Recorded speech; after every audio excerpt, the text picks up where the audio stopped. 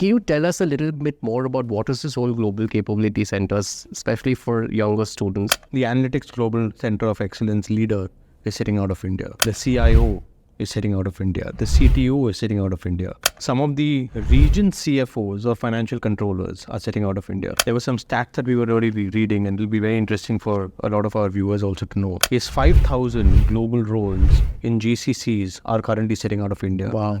Which is expected to go up 4x in the next 5 years. I've even taken lectures sitting in different time zones. Yeah. I do spend time with students, etc., because I enjoy it, because it's more of a stress buster. How has your global qualification given you that edge? We would love to know what's happening at a Walmart. Correct. Globally. You would love to know what's happening at maybe a Meta globally. Yeah. Then you would love to know what's happening at Uber globally.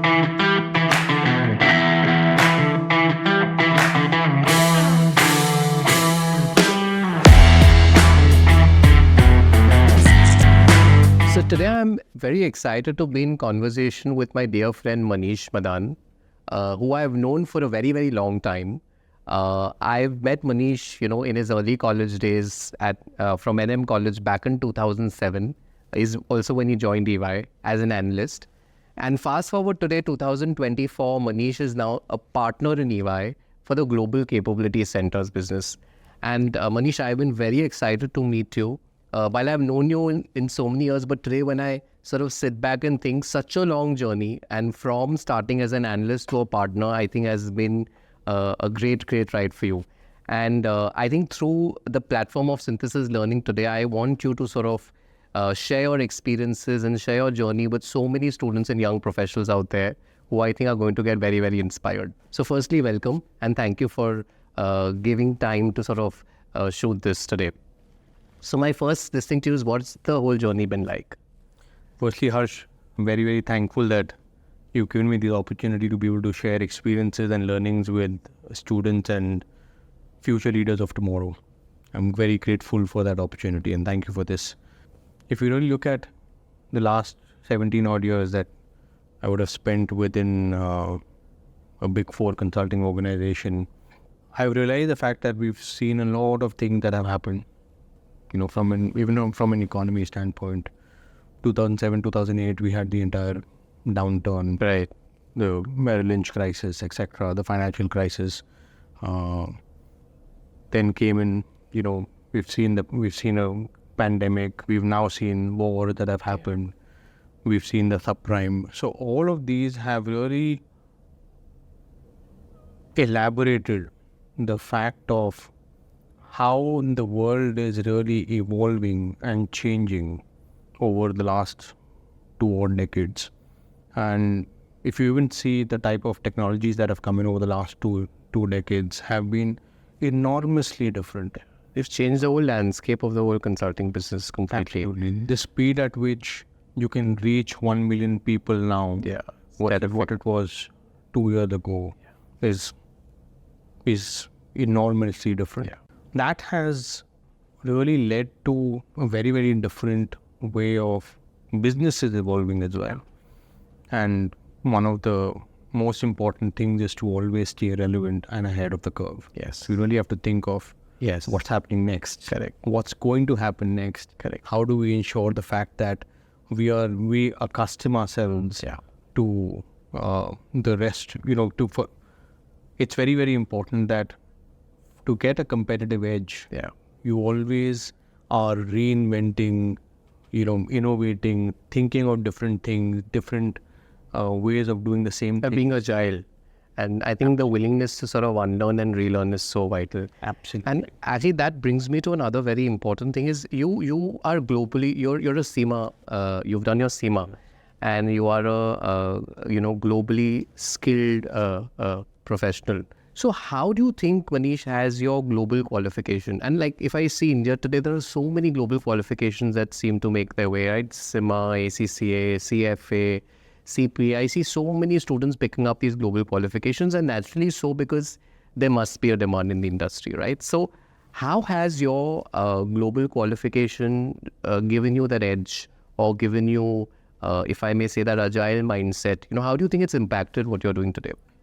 I I'm a firm believer of the fact that education and these courses, while they do educate you and teach you different concepts, different theories, etc. Yeah. But one of the most important things that they do is open your mind to a larger landscape of what's happening globally. And over the last two decades and for the next 2 decades to come, globally the world is going to be way more integrated, Interconnected. Yeah. which really means the fact that any of these global courses will have a little more appeal than the ones which are more very regionally focused. Yeah. Again, not trying to say that this is the best way to go about versus the others are not, but the ones which are even globally recognized are also well researched, very case study driven, talking about more global industries than talking about regional things. And also the fact that they keep their courses up to date when it comes to different type of technologies, how is that impacting, etc. The relevance. Which makes the course way more relevant in my mind. Interesting. And, on the other side, as an employer, when you're, sort of interviewing candidates, do you see an edge with candidates who have some kind of a global upskilling or some kind of global competitiveness that they've got if they've got a global qualification on their CV? Awareness goes up. Yeah. Awareness of what's happening across the world, slightly more different economies, different companies across the world. They're starting to read a lot more on the case studies, starting to do a lot more of their own research, which makes the conversation with them in interviews and regularly with clients a little more, gives them a little bit of the edge, more depth that we're talking about. Absolutely. So they have more armory to be able to even give some examples. I like that. We would love to know what's happening at a Walmart. Correct. Globally. You would love to know what's happening at maybe a Meta globally. Then you would love to know what's happening at Uber globally. So, we're starting to think a lot of those type of examples rather than the ones which are more country specific and region specific. And I think applying those perspectives to local businesses, when you start looking at local businesses from that perspective, I think you're looking at business from a very different lens. On that point, as an educator, I'm looking at so many students on the ground. And, there's always been this myth in India that if you're doing a global qualification, look, you've got to take a flight and eventually settle somewhere abroad. And I keep telling students and parents that times have changed. India has become actually that place where every top company wants to come and set foot, have a footprint, and people are working for the world from India. And, I was thinking today on my way that who better than you, because you are a part of the Global Capability Centers business, and who better than you to explain people that on Indian soil itself, you can work for the world at large, and for that you need to be globally skilled. So can you tell us a little bit more about what is this whole Global Capability Centers, especially for younger students, and what kind of talent do you need if you want to work in these kind of setups? So Global Capability Centers, or GCCs as the world calls them, when you're really looking at what they are basically, traditionally, they were the back office of these of the large companies set up in India. They would find supply chain, finance, HR, and other functions, and set those functions up in India and say that let's run these functions out of here. But over the last 10 years, that entire space has evolved manifold. I see. It's no longer just transactional. It's no longer back office, but it's pretty much becoming an innovation center. It's becoming a center of excellence, which is going to be delivering way more value to the global organization and global parents. With that, what really has started happening is that instead of you seeing people fly out, you are seeing jobs getting transferred to India. Absolutely. So there are a lot of organizations, it'll be unfair for me to be able to name all of them over there. But the Analytics Global Center of Excellence leader is sitting out of India. The CIO is sitting out of India. The CTO is sitting out of India. Some of the region CFOs or financial controllers are sitting out of India. There were some stats that we were already reading, and it'll be very interesting for a lot of our viewers also to know. Is 5,000 global roles in GCCs are currently sitting out of India. Wow. which is expected to go up 4x in the next 5 years. So by 2029, 2030, you'll have 20,000 roles sitting out of India. That's the pie that really we want to look after. Absolutely. And I think as employers, you're looking at a whole new skill stack, if you want talent to work in these units, these roles. So that now puts me on to the next question. When as an employer, what are those maybe top 2-3 non-negotiable skills that you're looking at? Like, this is a must-have if I have to have this talent in my organization. That's a really difficult one. Actually, there is just not 2-3 skills. And it also depends on what skills you're really hiring in for. But I think the skills of the future will primarily be about 3 parts that people really need to focus on.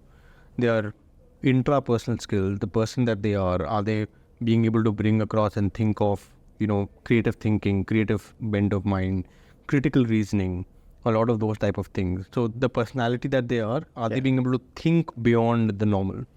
Think of innovation, think of doing things differently, etc. Interpersonal skills, which is how are they collaborating with other folks? Are they being able to? It's no longer about individual contribution. It's also about driving conversations, teams, leadership, driving an objective, and other things around that. And the last one would be technical skills, which is what your qualification at least starts with, and then you need to build on with it. Yeah. What a qualification does will give you that one stepping stone, one edge of getting into an industry of your choice, into a function of your choice, into a role of your choice.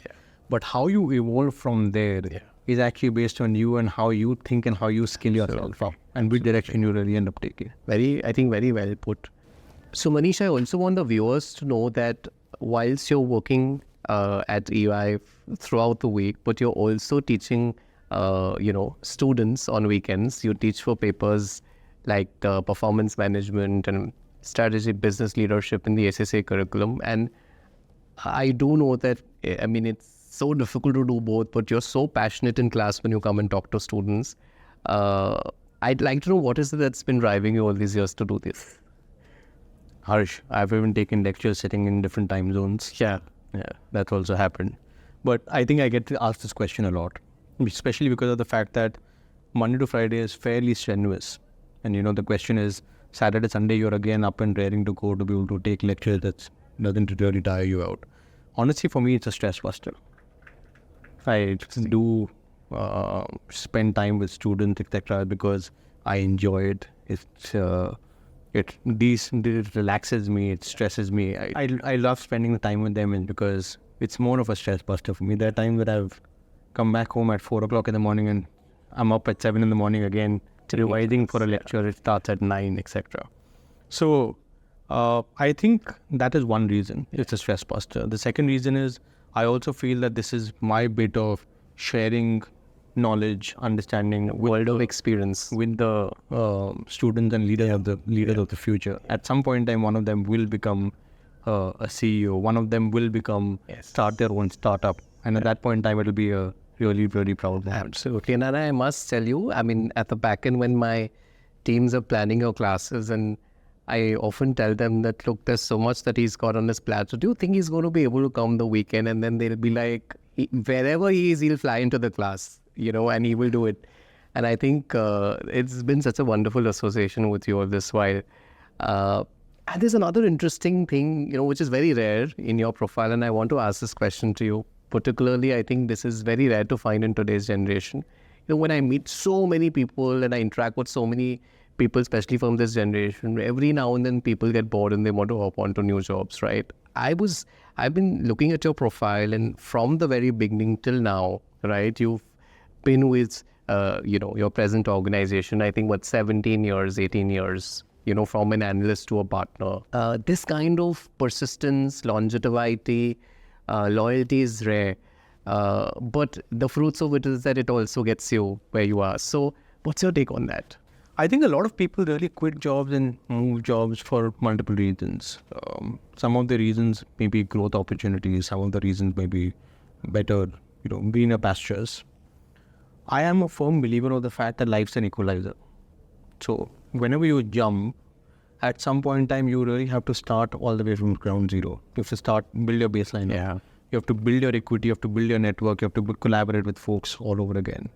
New environment, etc. All of those things that really end up happening, which end up taking some time. So at some point in time, you may save a year. It won't be more than that, but you'll usually end up saving a year. But in the longer scheme of things, a 1 year over a 40-year career is a drop in the ocean, right? Correct.